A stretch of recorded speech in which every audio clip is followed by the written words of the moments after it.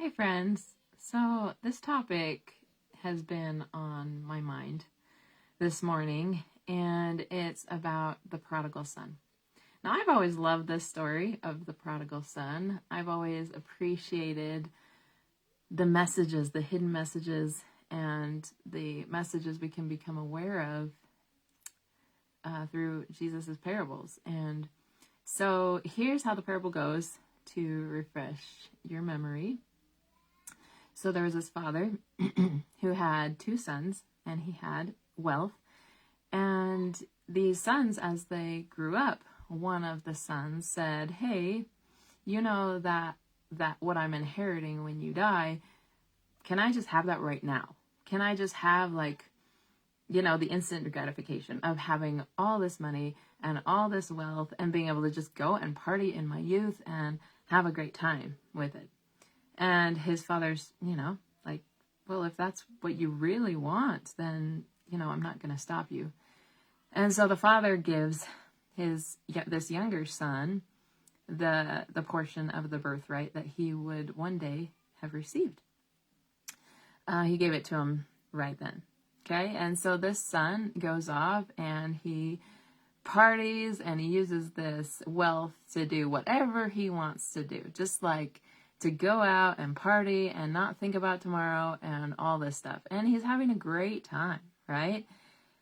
And then a famine hits the land, and in the famine, this younger son, he's dried up. Like all of his inheritance has been dried up. All the inheritance that he received was no longer benefiting him. It was used up. And so for a while, this younger son decided, well, okay, what do I do? So he ends up working for this other guy feeding his pigs. And he was so hungry, he wished that he could just eat the pig's food. Like he was that starving.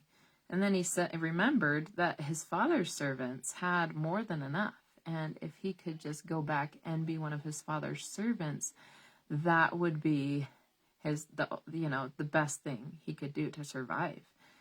And so he went back, knowing that he wasn't worthy to be called his father's son anymore. He'd squandered his inheritance, done everything his father advised him not to do.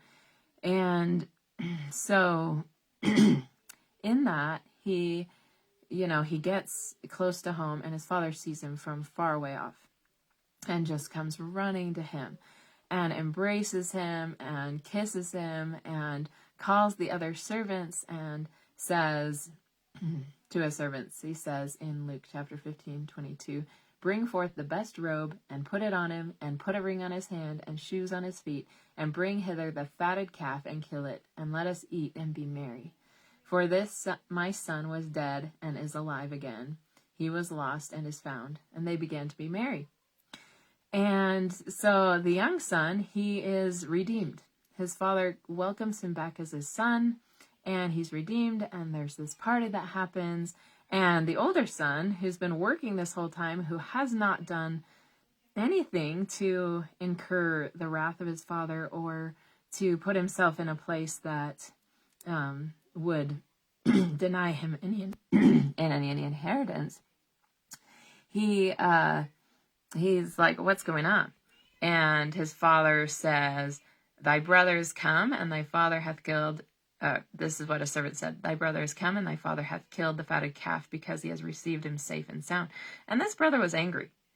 And so he came to his father, and he's like super angry about the whole thing. And he's thinking, well, what about me? Like, I've done all these things for you. I have been, I've been there. I've done all the work. I've been worthy to be called your son. Why am I not getting these blessings, these special privileges? And I think this is important to know because the son, he felt like he was just working and working, and this other son got to party and got to receive all these things, and then, wasn't being accepted, wasn't being celebrated for it. And anyway, so the father ends up saying, so the son says, many years I've served thee and never transgressed at any time, and yet thou never gavest me a kid, like a fatted goat, that I might make merry with my friends. But as soon as the son was come, which hath devoured thy living with harlots, thou hast killed for him the fatted calf. And he said unto him, the older son, Son, thou art ever with me, and all I have is thine. Okay, now I want to talk about this because sometimes people think, and I've heard many people say this, that they're like, well, okay, so I'm serving God and I'm doing all these things right.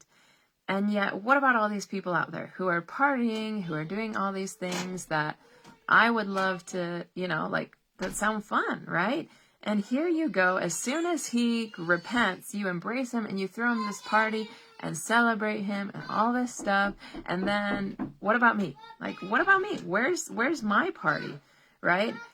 And I've known people who have felt this way, who have said, well, maybe it's better off that I am the prodigal son. I've actually had a person come and have told me that they wished they could have the party like the prodigal son. And those people who have said that have ended up like losing faith in God and their testimony. And they are becoming this prodigal son. So they are going to have to struggle. They're going to have to go through a famine of losing God's grace and his mercy and all of that. They're going to have to go through a famine of that. So can you imagine that? And then we have this other son. Now, this other son, in the end, receives all that his father has, right?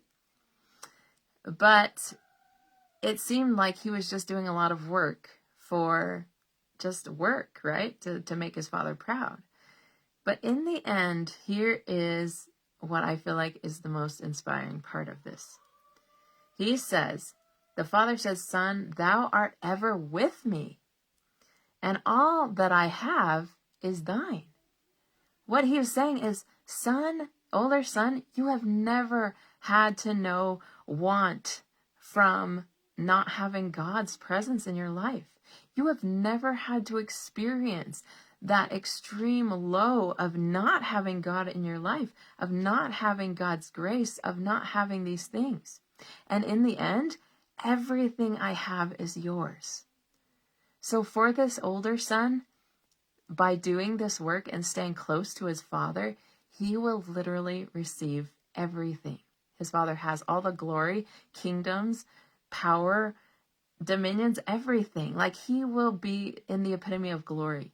And this younger son, the best gift that this younger son could receive at all was redemption and forgiveness. And so if you think about that, the older son was able to receive that redemption and that grace every day and never spend a day without it. And then ultimately being able to have everything that his father had. And that's where the journey we're on is our greatest goal in life, to have that redemption, that one-time giant redemption and party where God calls us in and gives us a giant hug and say, you're redeemed? Or would you rather have the everyday grace and forgiveness and redemption, and then one day inherit everything God has without ever having to go through this giant famine and starving spiritually and being without God? So the choice is yours. I definitely prefer to walk hand in hand with God and to receive all that he has all the time. This older son, he literally had access to all of what his father had just by staying close to him. And this younger son, he had to suffer almost to death, like almost to spiritual death, before he finally received that redemption. Now for me, I'd rather keep the redemption close by me during this lifetime and receive all that God has for me in this lifetime and the next, than in the end just receive that big redemption and that's it, right? So anyway, the choice is yours. That's just been on my mind today and I wanted to share. And I hope you're having a great day. I'll see you soon.